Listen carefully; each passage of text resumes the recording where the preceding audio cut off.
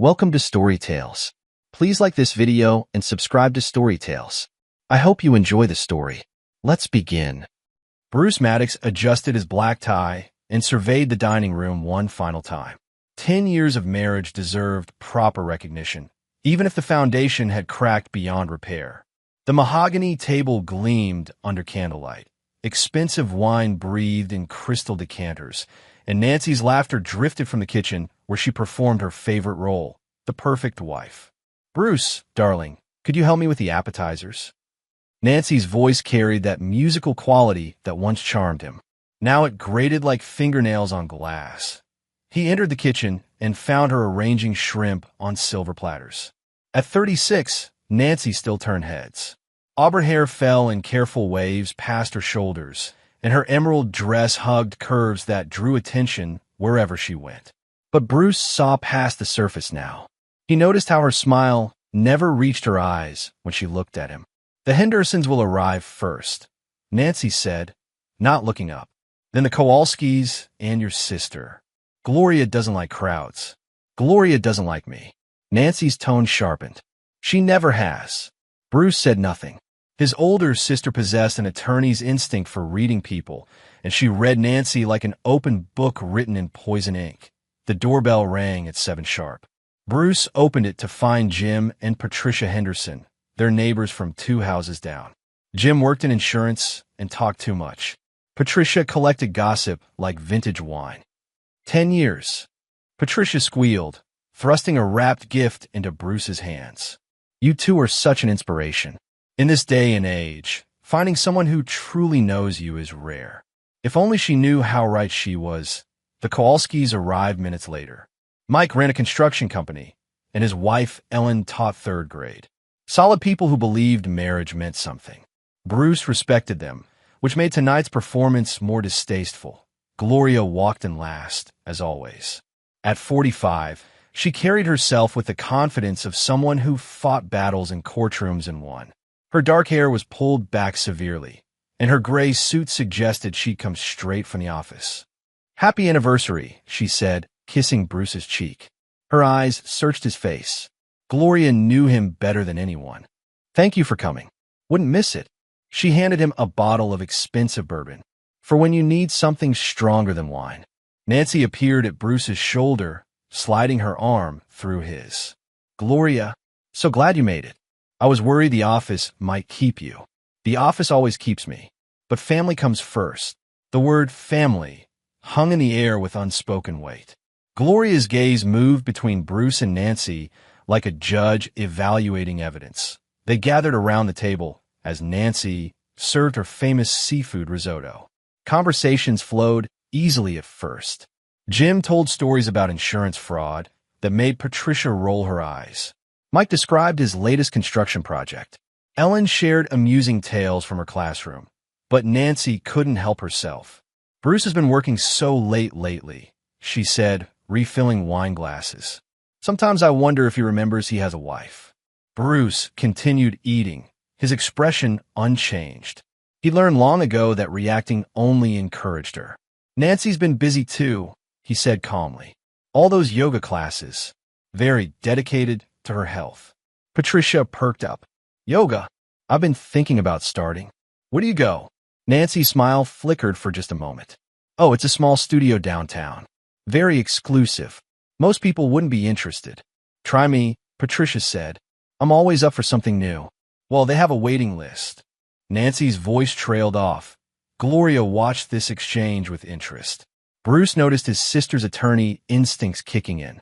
When someone avoided simple questions, they usually had something to hide. "Bruce tells me you're working on cybersecurity now," Mike said, changing the subject. "Among other things." Bruce cut his risotto with precise movements.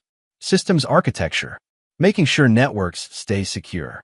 Must be fascinating work," Ellen said. "All those computers and codes." "People are more interesting than computers," Bruce replied. "Computers only do what they're programmed to do. People lie." Nancy's fork clinked against her plate. "Bruce has such a dark view of human nature." "Experience teaches us," Gloria said quietly.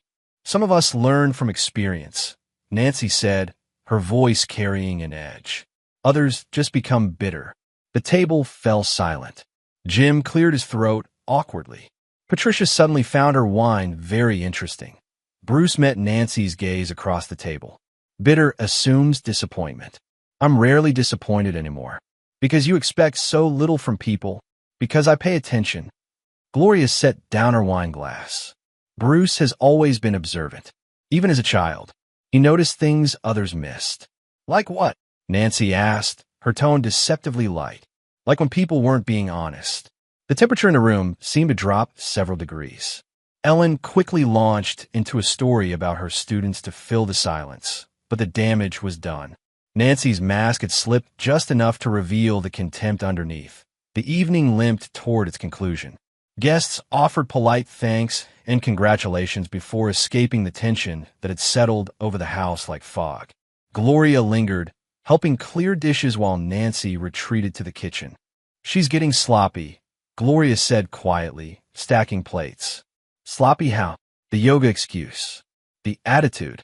She's not even trying to hide her contempt anymore. Bruce continued, wiping down the table. People reveal themselves when they think they're safe. Are you safe, Bruce? He looked at his sister. Gloria had spent years defending people who made bad choices. She recognized dangerous situations better than most. I'm prepared. That's not the same thing. It's enough. Gloria touched his arm. Whatever's coming, you don't have to face it alone. I know.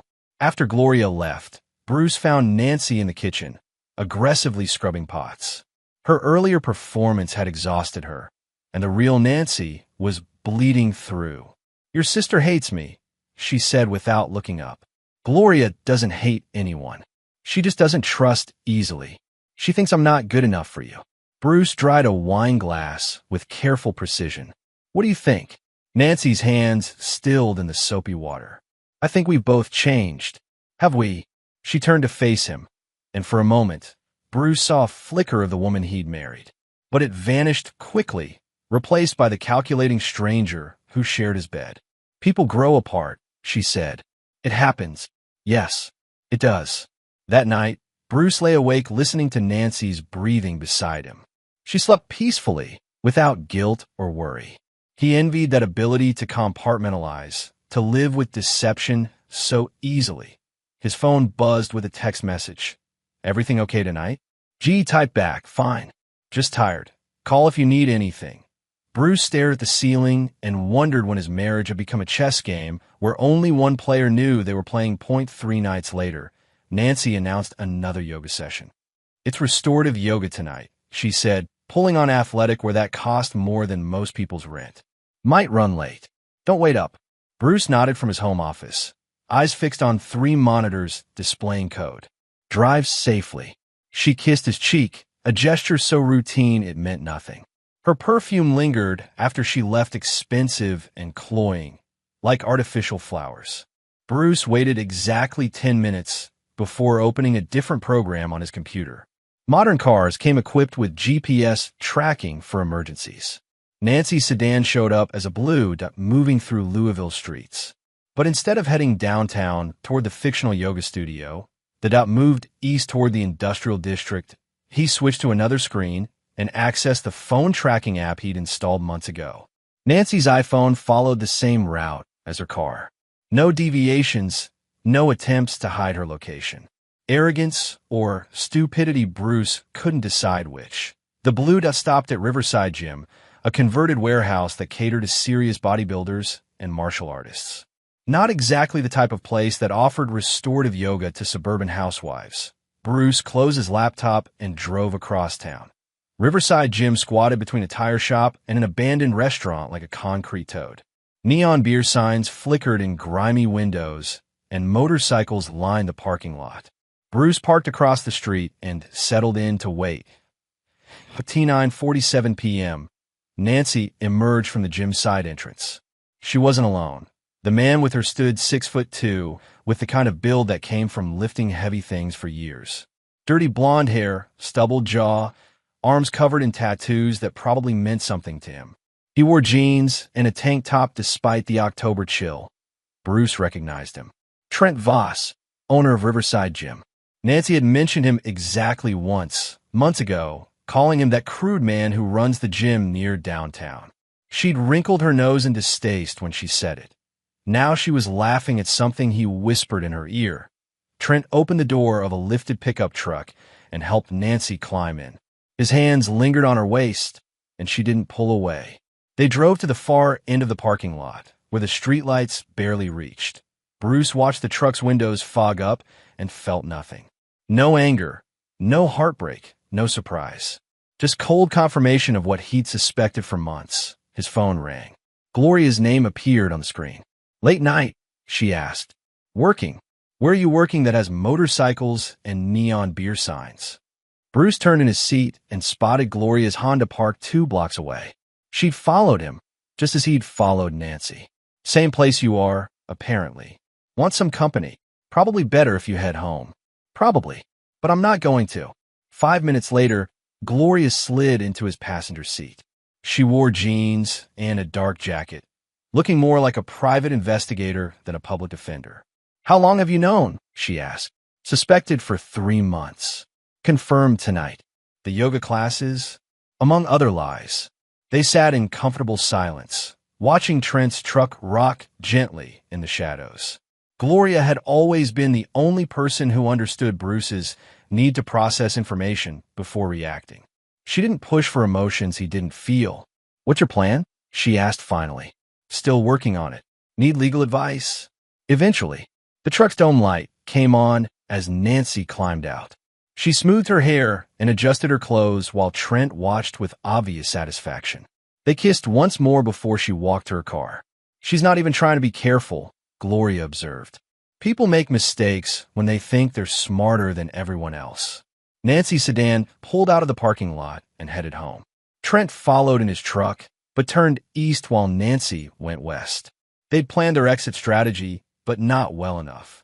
"You okay?" Gloria asked. Bruce started his engine. "I'm fine. That's what worries me." They drove home in separate cars. Bruce arrived 15 minutes before Nancy, giving him time to return to his office and resume his work. When she crept through the front door at 11:23 p.m., he was exactly where she'd left him. "How was yoga?" he asked without looking up. "Wonderful. Very relaxing." She kissed the top of his head. "I'm going to shower and go to bed. Good night." Bruce listened to water running upstairs and opened a new file on his computer. Time to document everything properly. Dates, times, locations, photographs. Evidence had to be collected methodically, like building code 1 line at a time until the program was complete. His phone buzzed with a text from Gloria. "Call tomorrow. We need to talk." Bruce typed back. Already knew about the affair, about everything. The next morning, Nancy hummed while making coffee. She seemed lighter, happier, as if her secret life energized her. Bruce watched her dance around the kitchen and wondered when she'd become such a stranger. "You're in a good mood," he said. "It's a beautiful day. The yoga really helped my stress levels. I'm glad it's working for you." She poured coffee into his favorite mug and added cream, just the way he liked it. Small gestures of affection to maintain the illusion of caring. "I was thinking we should plan a vacation," she said. "Somewhere warm. Maybe the Caribbean. When?" "After the holidays. We both need a break." Bruce sipped his coffee and studied his wife's face. She was already planning their separation, probably hoping a romantic getaway would ease her guilt when she asked for a divorce. She'd frame it as growing apart naturally, irreconcilable differences, nobody's fault. "Sounds nice," he said. "I'll look into it." Nancy beamed and kissed his forehead. "You're the best husband a woman could ask for." The lie came so easily that Bruce almost admired her skill. Almost. After Nancy left for her morning errands, Gloria arrived with coffee and donuts. "You look terrible," she said, settling at his kitchen table. "I slept fine." "When's the last time you actually slept?" Bruce couldn't remember. The past few months had blurred together in a haze of surveillance and discovery. Every night brought new revelations about the woman he'd married. "Tell me what you know," Gloria said. "Which part? Start with the obvious and work your way up to whatever's eating you alive." Bruce opened his laptop and showed her the files he'd compiled. GPS tracking data, phone records, credit card statements, bank account activity. Nancy's secret life laid out in digital precision. She's been seeing Trent Voss for 4 months, he said. Twice a week minimum, sometimes more. She charges expensive dinners to our credit card, but tells me she ate salad at home. She withdrew $3,000 from our savings account last month and claimed it was for Christmas shopping. Gloria scrolled through the evidence. This is very thorough. There's more. Bruce opened another folder containing screenshots of text messages and social media posts. Nancy complaining about her controlling husband to friends. Nancy joking about divorce settlements. Nancy discussing her plans with people Bruce had never met. She's building a narrative, Gloria said, making you the villain before she files for divorce. Gets better. The final folder contained the most damaging evidence. Nancy researching domestic violence claims, visiting websites about abusive husbands, downloading forms for restraining orders. Gloria's expression hardened. She's planning to accuse you of abuse. It's a common strategy. File a restraining order, claim emotional trauma, get the house and half the assets while the husband fights false accusations. You could have come to me sooner. I needed to be sure. Gloria closed the laptop and studied her brother's face. Why aren't you telling me? Bruce hesitated. He'd share the obvious betrayals, but the deeper wounds were harder to expose. Nancy hadn't just cheated on him, she'd systematically destroyed their life together while smiling to his face. She told Trent, I'm impotent, he said quietly. Texted her sister that I'm emotionally abusive. Posted on social media about how marriage killed her dreams. Bruce. She set up a separate bank account 6 months ago. She's been transferring money out of our joint accounts gradually, so I wouldn't notice. Gloria reached across the table and squeezed his hand. I'm sorry. She researched divorce attorneys 3 weeks after our anniversary dinner. The same night, she told me how much she loved me. The kitchen fell silent, except for the refrigerator's hum. Bruce had spent 10 years building a life with someone who'd been planning to tear it down. The betrayal went beyond adultery. It was comprehensive character assassination designed to leave him with nothing. What do you want to do? Gloria asked. Bruce met his sister's eyes. I want her to understand who she married. That evening, Bruce sat in his office and let the memories come. He was 8 years old again, hiding in his bedroom closet while his father screamed at his mother downstairs. The sound of breaking dishes. His mother's quiet sobs. His father's voice promising it would never happen again, that he was sorry, that he loved her, until the next time. Robert Maddox worked construction during the day and drank bourbon at night. A big man with calloused hands and a temper that exploded without warning. He never hit Bruce or Gloria directly. He was too smart for that, but the threat lived in every room of their house. Bruce learned early that showing emotion was dangerous. His father fed on fear and weakness, so Bruce became stone. He watched. He listened. He planned. When his father forgot to pay the electric bill and blamed his mother for nagging, Bruce used his paper route money to cover it. When his father drank away the grocery money, Bruce shoplifted food and hid it in his room. He became the family's secret safety net at age 10. His mother died when he was 16. Heart attack, the doctors said, but Bruce knew better. 20 years of stress and fear had worn her down until there was nothing left. She was 42, the same age Bruce was now. His father lasted 6 more months before the drinking finally killed him. Bruce felt nothing at the funeral except relief. He'd sworn then that no one would ever have that kind of power over him again. No one would lie to his face while planning his destruction. No one would make him a victim. But Nancy had done exactly that. Bruce opened his laptop and began typing. He'd built his career on understanding systems, how they worked, where they were vulnerable, how to exploit their weaknesses.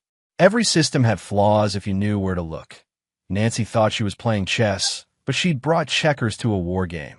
The spyware he'd installed on her devices had been running for weeks, recording everything. Every text message, every phone call, every website visit, every GPS location. Nancy's digital life was an open book, and Bruce had read every page. She was sloppy with technology, using the same password for multiple accounts, storing sensitive information in unencrypted files, trusting that her husband was too trusting to check up on her. That had been her first mistake. Bruce opened Nancy's cloud storage account and scrolled through her files. Photos she'd sent to Trent that would make a sailor blush. voice messages complaining about her boring husband and his pathetic attempts at intimacy, video calls with friends where she mocked Bruce's appearance and personality. But the most interesting files were in a folder labeled Future Plans. Nancy had been busy. She'd researched divorce laws in Kentucky, calculated asset division, identified attorney who specialized in high-conflict divorces. She'd documented instances where Bruce had allegedly been controlling or emotionally abusive, complete fiction, but written convincingly. She'd even drafted a timeline of their relationship's deterioration, painting herself as the victim of systematic psychological manipulation.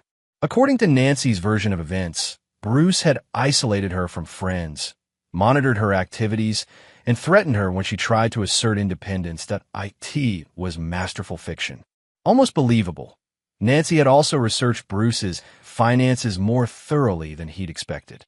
She knew about his savings accounts, his investment portfolio, his retirement funds. She'd calculated exactly how much she could claim in a divorce and identified assets she could liquidate quickly. But Nancy had missed a few important details. She didn't know about the offshore accounts Bruce had opened years ago as protection against exactly this type of betrayal. She didn't know about the safety deposit boxes or the cash reserves he'd built up gradually. She didn't know that Bruce had been documenting their relationship just as carefully as she had, but with actual evidence instead of creative writing. Most importantly, she didn't know that Bruce understood people the way she understood manipulation. He'd spent years studying human behavior, learning to predict reactions, understanding how to apply pressure at exactly the right points. Nancy thought she was dealing with the same quiet, predictable man she'd married. She had no idea who she was really facing. Bruce's phone rang. Unknown number, but he recognized the voice immediately. Bruce Maddox speaking. This is Detective Richards with Louisville Metro Police. We have a report that concerns you. Could you come down to the station for a quick conversation? Bruce felt ice form in his stomach. What kind of report? Nothing serious. Just want to clear up some confusion. Would tomorrow morning work? What time? Say 10 o'clock. I'll be there. Bruce hung up and stared at his computer screen. Nancy was accelerating her timeline. She filed some kind of report with the police, probably laying groundwork for her abuse allegations. She wanted him on record as a person of interest before she made her move. It was time to stop playing defense. Bruce opened a secure messaging app and typed a brief message to a contact listed only as DH. Need to meet. Soon. The response came within minutes. Tomorrow, 2 p.m. Usual place. Bruce closed his laptop and went upstairs. Nancy was already in bed, reading a romance novel about a woman who leaves her husband for her true love. The irony was too perfect to be accidental. Early night, he asked. I'm tired. Long day. She didn't look up from her book. Bruce went to the bathroom and brushed his teeth. In the mirror, he saw his father's eyes staring back cold, calculating, patient. He'd inherited more than just Robert Maddox's appearance. When he returned to the bedroom, Nancy had turned off her light. She lay with her back to him, breathing in the rhythm of fake sleep. But Bruce knew she was awake, planning her next move. He settled into bed and closed his eyes. Tomorrow would bring Nancy's first real mistake, and Bruce would be ready for it. Eye in the darkness, he smiled. Bruce woke at 5:30 a.m. to find Nancy's side of the bed empty. Coffee was brewing downstairs, and he could hear her moving around in the kitchen.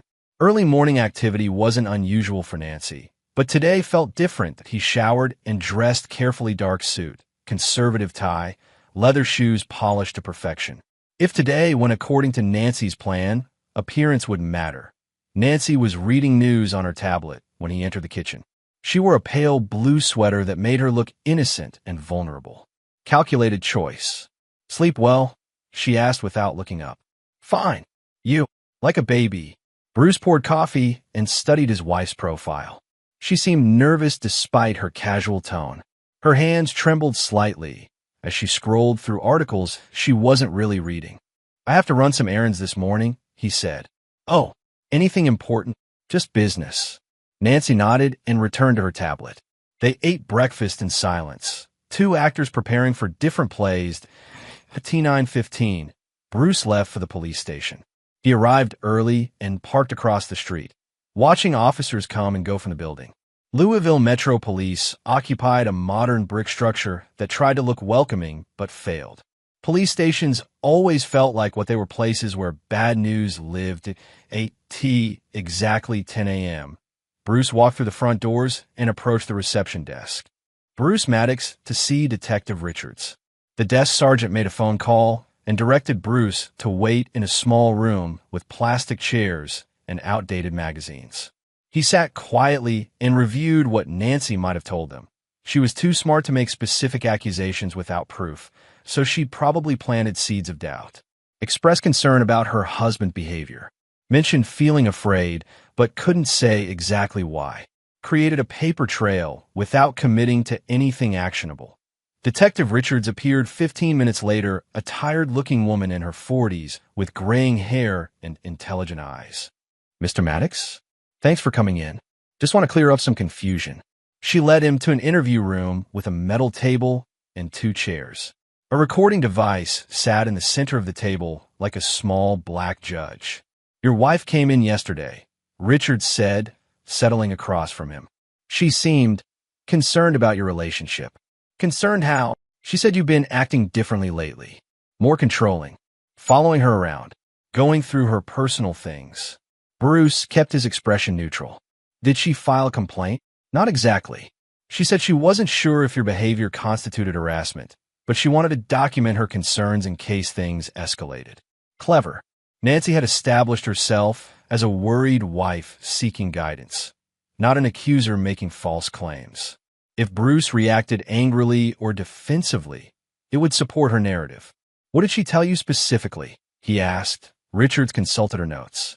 "She said you've been monitoring her phone and computer usage, following her when she goes out, questioning her about where she's been and who she's seen. She feels like you don't trust her." "She's right. I don't." The detective's eyebrows rose. "You don't trust your wife? Would you trust someone who's been lying to you for months?" "What do you mean?" Bruce reached into his jacket and withdrew a manila folder. He placed it on the table, but didn't open it. "Nancy told you I've been following her." "Yes. She's been having an affair for 4 months. She tells me she's going to yoga classes, but she's actually meeting her lover at his gym." Bruce opened the folder and removed a photograph. This was taken 3 nights ago. The photo showed Nancy and Trent in his truck, clearly intimate. Richards studied it carefully. "You hired a private investigator." "I took the picture myself. There are others." Bruce spread additional photos across the table. Nancy leaving the gym with Trent. Nancy in Trent's truck. Nancy kissing Trent goodbye. "She told you I go through her personal things." "That's what she said." "She's right about that, too." Bruce removed a stack of printed text messages. "These are conversations between my wife and her lover. She uses our joint credit card to pay for hotel rooms where they meet. She's withdrawn $3,000 from our savings account to buy him gifts." Richards read through the messages, her expression growing more serious. "Mr. Maddox, how did you obtain these communications?" "I installed monitoring software on devices I own. Nancy uses a phone and laptop that I pay for on account to my name. I have legal right to monitor my own property.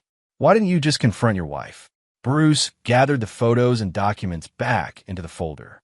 "Because I suspected there was more to discover." "I was right." He removed a final set of papers, Nancy's research into divorce attorneys, her drafted timeline of alleged abuse, her calculations of asset division. "She's been planning to leave me for months while pretending everything was normal. She researched how to make false abuse claims to maximize her divorce settlement." Richards studied the evidence with the expression of someone realizing they'd been played. "Your wife said she was afraid to confront you directly because of your temper." "I don't have a temper. Nancy knows that. She's counting on your department, treating her as a victim without examining her claims too closely." "These are serious accusations, Mr. Maddox." "Yes, they are. The question is whether you're going to investigate the woman making false reports or arrest the man who documented them." Richards closed the folder and looked at Bruce with new interest. "What do you want from this conversation?" "I want you to know the truth before Nancy escalates her lies. She'll be back here soon with more dramatic claims. When she comes, you'll know what you're really dealing with. Are you planning to confront your wife about the affair?" I'm planning to file for divorce and let the courts handle property division. Nancy can explain her actions to a judge. Richards studied Bruce's face. You're very calm for a man whose wife is cheating on him. I stopped being surprised by people's capacity for betrayal a long time ago. The interview ended 20 minutes later. Richards walked Bruce to the lobby and shook his hand. Thank you for coming in, Mr. Maddox. We'll keep your information on file. I'm sure you will. Bruce drove home slowly, taking time to think. Nancy had made her opening move, but she'd underestimated her opponent. She expected him to react emotionally, to give her ammunition for her victim narrative. Instead, he'd given the police evidence of her deception. Nancy was waiting when he arrived home, pretending to read in the living room. She looked up with carefully constructed concern. How did your errands go? Fine. Productive. Good. She returned to her book, but Bruce caught her watching him from the corner of her eye. That evening, Nancy announced another yoga session. Restorative class again, she said, pulling on her exercise clothes. Might be late. Enjoy yourself. After she left, Bruce made a phone call. The next morning, Bruce woke to his phone ringing at 6:47 a.m. Nancy's contact photo filled the screen, a picture from their honeymoon when her smiles had been genuine. Hello, Bruce. Nancy's voice was high and strained. Something terrible happened. Trent was arrested last night. Bruce sat up in bed. Arrested for what? Drug charges. They found cocaine in his gym. He called me because I know him from yoga classes there. He needed someone to contact his lawyer. The lie came so easily that Bruce almost admired her quick thinking. She was establishing her connection to Trent while maintaining plausible deniability about their relationship. That's unfortunate, Bruce said. I'm at the police station now. They want to interview everyone who knew him, just for routine questions. Do you need me to come down? No, I'll handle it. Just wanted to let you know where I was. After Nancy hung up, Bruce smiled.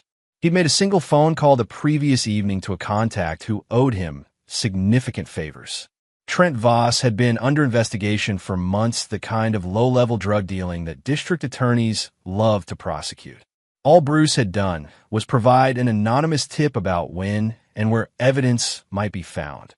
Nancy would spend the day dealing with police questions about her relationship with an accused drug dealer. Her yoga studio story was about to become much more complicated. Bruce made coffee and called Gloria. Nancy's boyfriend got arrested. He said without preamble, "Please tell me you didn't arrange that." I provided information to the appropriate authorities about criminal activity I'd observed. Bruce. Trent Voss sells steroids and cocaine out of his gym. I documented his transactions and reported them anonymously. The police did the rest. Gloria was quiet for a moment. What's Nancy going to do now? Panic. Make mistakes. Reveal how deep her involvement goes. And then I file for divorce with evidence of adultery and request immediate asset protection based on her fraudulent activity. You've been busy. I'm just getting started. That afternoon, Gloria arrived at Bruce's office with legal documents and a grim expression. I've prepared preliminary divorce paperwork, she said, spreading files across his desk, citing adultery with photographic evidence. I've also drafted motions for asset protection and temporary restraining orders. Restraining orders? Based on Nancy's pattern of false accusations, we need to protect you legally. If she escalates her claims about abuse, having documentation of her deception will be crucial. Bruce reviewed the documents. Gloria had been thorough. Every piece of evidence he'd collected was referenced and properly attributed. Nancy's lies were documented alongside proof of her fraud. When do we file? As soon as you're ready. But Bruce, once we start this process, Nancy will know you have evidence of everything. She might become desperate. Good. Desperate people make bigger mistakes. Gloria studied her brother's face. You're enjoying this. I'm ensuring justice. They're not the same thing. They are to me. That evening, Nancy returned home looking exhausted and defeated. Her careful composure had cracked, revealing the strain underneath. How did the police interviews go? Bruce asked. Horrible. They kept asking about my relationship with Trent. I told them I barely knew him, but they seemed suspicious. Why would they be suspicious? Nancy hesitated, realizing she'd revealed more than intended. I don't know. Maybe because I was one of the few people willing to help him find a lawyer. That was generous of you. I felt sorry for him. He seemed like a decent person who made bad choices. Bruce nodded sympathetically while thinking about the text messages where Nancy called Trent baby and promised to leave her husband for him. Will this affect your yoga classes? They're shutting down the studio temporarily. Too much negative publicity. Another lie. There had never been a yoga studio at Riverside Gym.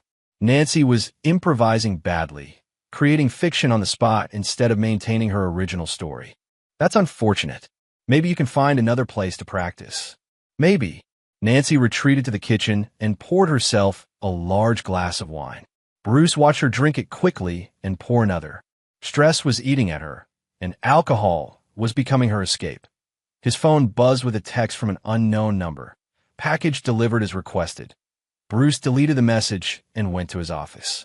Nancy's mistakes were accelerating, just as he'd predicted. She was losing control of her narrative, making contradictory statements, revealing connections she'd try to hide. The next phase would require precise timing. Bruce opened his laptop and began typing an email to Nancy's sister, Jessie. It was time to introduce some truth into Nancy's echo chamber of supporters. 3 days later, Nancy made her next move. Bruce was reviewing code when his phone rang. The caller ID showed Louisville Metro Police again, but this time it wasn't Detective Richards. Mr. Maddox? This is Sergeant Williams. We need you to come down to the station immediately. What's this about? Your wife has filed a complaint. Domestic violence allegations. We need to bring you in for questioning. Bruce felt a cold smile cross his face. Nancy had played her final card exactly when he'd expected her to. I'll be right there. Bruce called Gloria as he drove downtown. Nancy just had me arrested. What are the charges? Domestic violence, probably. False accusations, like we predicted. Don't say anything until I get there. I won't need to. This time, Bruce was escorted to a different interview room, one with cameras and recording equipment that suggested more serious charges. Sergeant Williams was younger than Detective Richards and seemed more inclined to believe accusers without examining evidence. Your wife came in this morning very upset, Williams began. She says you threatened her life last night during an argument about her friend who was arrested. What friend? Trent Voss. She says you accused her of having an affair with him and became violent when she denied it. Bruce remained silent, waiting for more details about Nancy's story. She has bruises on her arms that she says came from you grabbing her. She has a recording of you shouting threats. She's afraid for her safety. May I see the recording? Williams hesitated. That's evidence in an ongoing investigation. May I make a phone call? You can call a lawyer, yes. Bruce pulled out his phone and dialed a number he'd memorized years ago. A gruff voice answered on the second ring. Halpern. Derek, it's Bruce Maddox. I need 5 minutes of your time. There was a long pause. Where are you? Your building. Interview room 3. I'll be right there. Bruce hung up and faced Sergeant Williams. The chief will want to speak with you. Williams looked confused. The chief? Why would? The interview room door opened and Chief Derek Halpern walked in. At 58, Halpern carried himself with the authority of someone who'd spent 30 years making difficult decisions. He took one look at Bruce and turned to Williams with barely controlled anger. Sergeant, step outside. Sir, I'm conducting an interview. Step outside. Now. After Williams left, Halpern closed the door and sat across from Bruce. What the hell is going on here? My wife is trying to frame me for domestic violence as part of a divorce strategy. She's made false accusations to establish herself as a victim. And you called me because you owe me, and because I have evidence that she's lying. Halpern rubbed his temples. Bruce, I can't just make charges disappear because we have history. I'm not asking you to make anything disappear. I'm asking you to look at the evidence before you destroy an innocent man's life. Bruce removed his phone and showed Halpern the GPS tracking data from the previous night. Nancy claims I was home threatening her at 9:30 p.m. My phone's location data shows I was at the grocery store buying dinner. I have receipts and security footage. Halpern studied the phone. She could be mistaken about the time. She could be, but she's not mistaken about having an affair with the man who was arrested for drug dealing. She's not mistaken about planning to divorce me and take half my assets. And she's not mistaken about researching how to make false abuse claims. Bruce handed over the manila folder containing all his evidence. Halpern flipped through it with growing amazement. Jesus Christ, Bruce. How long have you been collecting this? Months. Nancy isn't a victim, Derek. She's a predator who got caught. Halpern closed the folder and studied Bruce's face. What do you want from me? I want you to do your job. Investigate the complaint properly instead of assuming the woman is telling the truth because she's crying. And if I do that, then you'll discover that Nancy has no evidence of abuse because no abuse occurred. You'll find that her bruises came from rough sex with her boyfriend, not violence from her husband. You'll realize that she's trying to manipulate your department into becoming her weapon against me. Halpern was quiet for a long moment. Then he stood and opened the door. Williams, the sergeant returned, looking nervous. Release Mr. Maddox immediately. No charges. But, sir, the complaint will be investigated properly, starting with examining the accuser's credibility and the physical evidence. Williams looked confused but nodded. Yes, sir. Halpern turned back to Bruce. We're even now. We're even. Bruce left the police station and found Nancy waiting in the parking lot. She looked shocked to see him walking free instead of being processed for arrest. Why aren't you in jail? She demanded. Because innocent people don't belong in jail. You threatened to kill me. I've never threatened you, Nancy. But I have recorded every conversation we've had for the past month. Would you like me to play them for Detective Richards? Nancy's face went pale. She hadn't expected Bruce to have his own evidence. I'm filing for divorce, she said desperately. I want half of everything. You can file for whatever you want, but you'll get what you deserve. What's that supposed to mean? Bruce looked at his wife, really looked at her for what he knew would be the last time. She was still beautiful, still charming when she wanted to be, still capable of making people believe her lies. But she made the mistake of trying to destroy a man who understood destruction better than she did. It means you just discovered who you really married. That evening, Nancy's version of events appeared on local news stations. She'd contacted reporters with her story of an abusive husband who'd been arrested and mysteriously released. She painted herself as a victim of domestic violence whose attacker had been protected by corruption in the police department. But Bruce had anticipated this move too. Within hours, Nancy's text messages with Trent were leaked to the same news outlets. Her plans to frame Bruce for abuse were exposed alongside evidence of her affair and financial fraud. The victim narrative collapsed under the weight of documented deception that Nancy's sister Jessie called that night. I just saw the news, she said.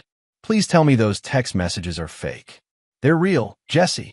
Nancy has been lying to everyone, including you. She told me Bruce was controlling and abusive. She said she was afraid of him. She was afraid of being caught. There's a difference. Jessie was quiet for a moment. I defended her. I told people her husband was a monster. Nancy is very convincing. She's had years of practice. What happens now? Now she faces the consequences of her choices. Bruce found Trent Voss at midnight in the basement of Riverside Gym. The main floor was closed, but Bruce knew about the underground fight club that operated after hours. He discovered it during his surveillance of Nancy's activities. Another detail she'd failed to mention about her yoga location. The basement was crowded with men betting on illegal fights between amateur and semi-professional fighters. The air stank of sweat, beer, and desperation. Bruce moved through the crowd like a shark, drawing curious glances, but no challenges. He spotted Trent in the corner, nursing a beer and talking to a group of younger men who hung on his words. Out on bail pending trial, Trent was trying to maintain his reputation as a tough guy despite his recent arrest. Bruce approached slowly, timing his movement for maximum impact. Trent Voss. Trent turned and sized up Bruce with the lazy confidence of a man who'd never lost a fight he couldn't walk away from. He saw a middle-aged office worker in expensive clothes, easy prey. Do I know you? I'm Nancy's husband. The conversation around them died. Men stepped back to give them space, sensing violence in the air. Trent's expression shifted from confusion to amusement. You the software guy? Nancy said you were a pussy. Nancy says a lot of things. Yeah, she does. Usually while I'm fucking her. Bruce nodded calmly. I know. Trent seemed disappointed by the lack of reaction. He'd expected anger, jealousy, maybe tears. Instead, he got cold calculation. "So what do you want, computer boy? Come and ask me to stop screwing your wife." "I came to give you something." Bruce removed an envelope from his jacket and held it out. Trent took it suspiciously and opened it. Inside were photographs of Trent selling drugs to customers at his gym. Clear images of money-changing hands, packages being exchanged, faces easily identifiable. What the hell is this? Evidence that's going to the district attorney tomorrow morning. Unless what? Bruce stepped closer, close enough that only Trent could hear his next words. "Unless you disappear. Leave Louisville tonight. Don't contact Nancy again. Don't come back." Trent laughed and tossed the envelope aside. "You think you can scare me with pictures? I got lawyers, man. Good ones. Your lawyers can't help you with what's coming." "And what's that?" Bruce smiled, and for the first time, Trent looked uncertain. A man who has nothing left to lose. Trent swung first a haymaker that would have flattened most men. But Bruce had spent 2 years learning mixed martial arts after his divorce from his first wife. Understanding that sometimes legal solutions weren't enough, he ducked under Trent's punch and drove his fist into the bigger man's solar plexus. Trent doubled over, gasping for air, and Bruce brought his knee up into Trent's face. Blood exploded from Trent's broken nose. He staggered backward, shocked that the pussy had hurt him. "You're gonna pay for that," Trent snarled, spitting blood. "I already have." Trent rushed forward with both hands reaching for Bruce's throat. Bruce sidestepped, grabbed Trent's arm, and used the bigger man's momentum to slam him face first into a concrete pillar. More blood. Trent's front teeth scattered across the floor like broken promises. The crowd around them was cheering now, but Bruce heard nothing except his own heartbeat. He grabbed Trent by the hair and pulled his head back. "This was for 10 years of lies," he whispered in Trent's ear. "But if you ever contact my wife again, I'll show you what real violence looks like." He released Trent, who collapsed to the floor clutching his ruined face.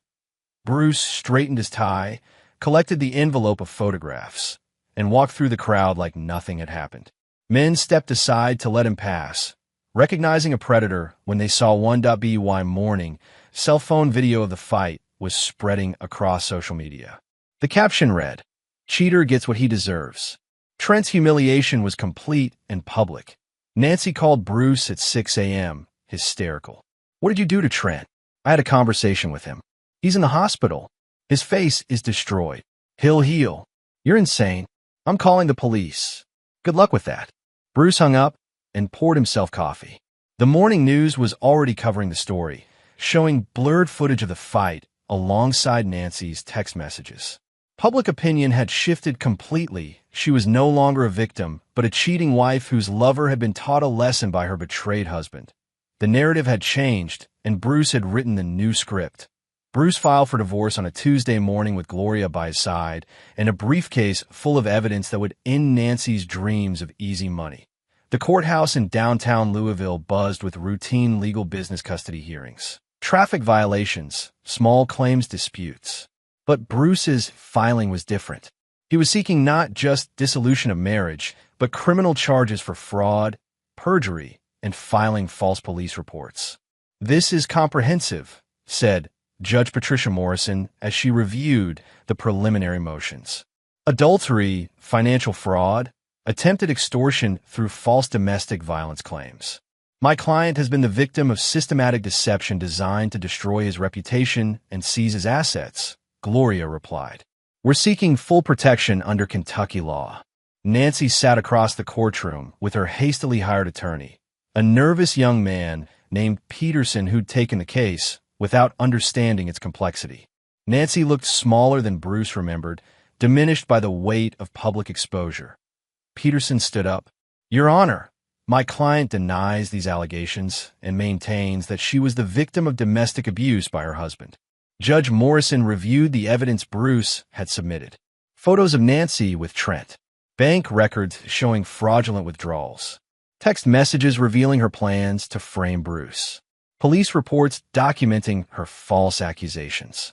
"Mr. Peterson, do you have evidence supporting your client's claims of abuse?" Peterson shuffled papers nervously. "Your Honor, Domestic abuse often leaves no physical evidence. My client's emotional trauma is... Do you have medical records? Witness statements? Any documentation beyond your client's word? We're still gathering evidence. Mr. Maddox, the judge said, turning to Bruce. You've submitted substantial evidence of your wife's deception. How do you wish to proceed? Bruce stood calmly. I want a divorce based on adultery and fraud. I want immediate asset protection to prevent further theft. And I want justice for the criminal acts committed against me. And what would justice look like to you? Bruce met Nancy's eyes across the courtroom. She was crying now, but he felt nothing.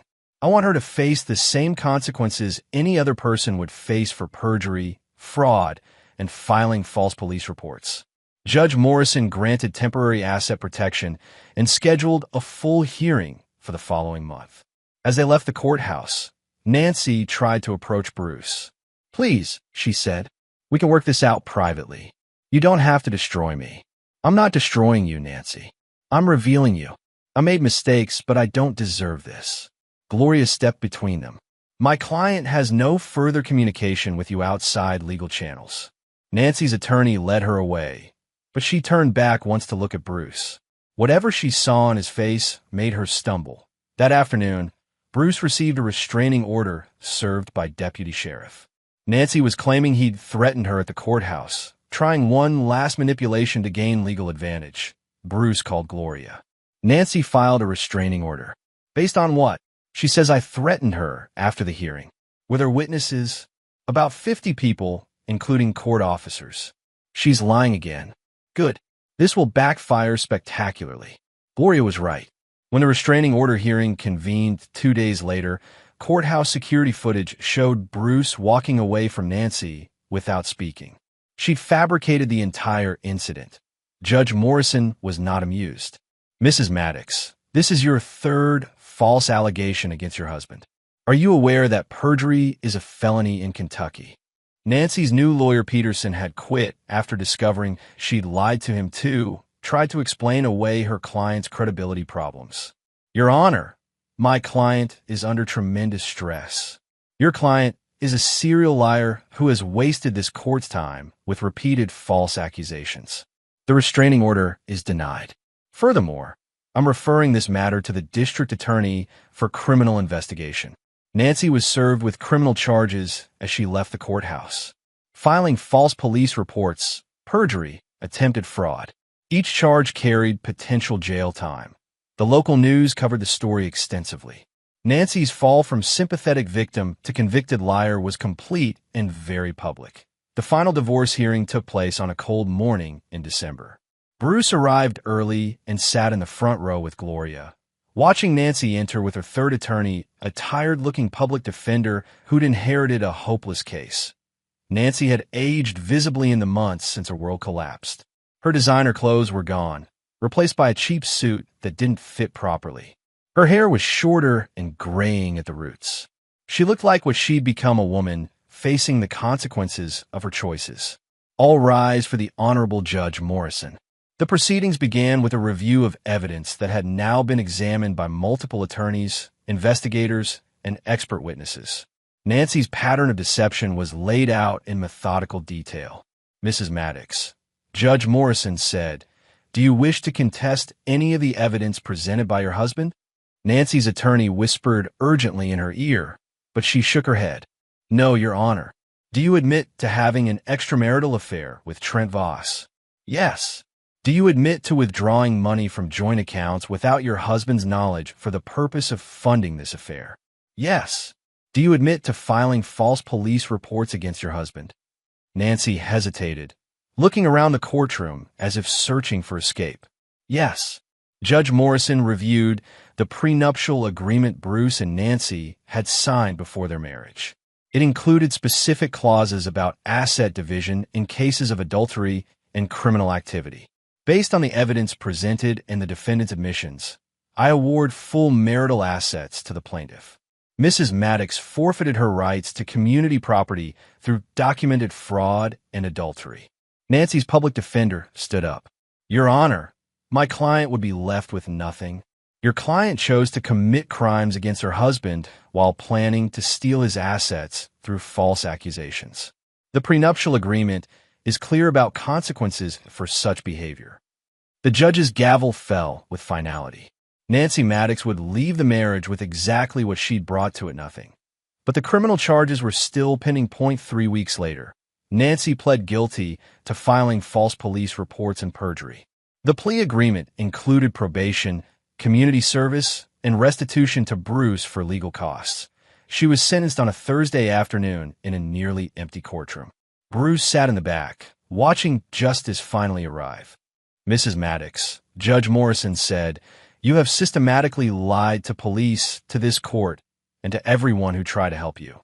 Your actions represent a betrayal of trust that undermines our entire legal system." Nancy stood silently as her sentence was read. 18 months probation, 200 hours of community service, $25,000 in restitution to Bruce. Registration as a convicted felon.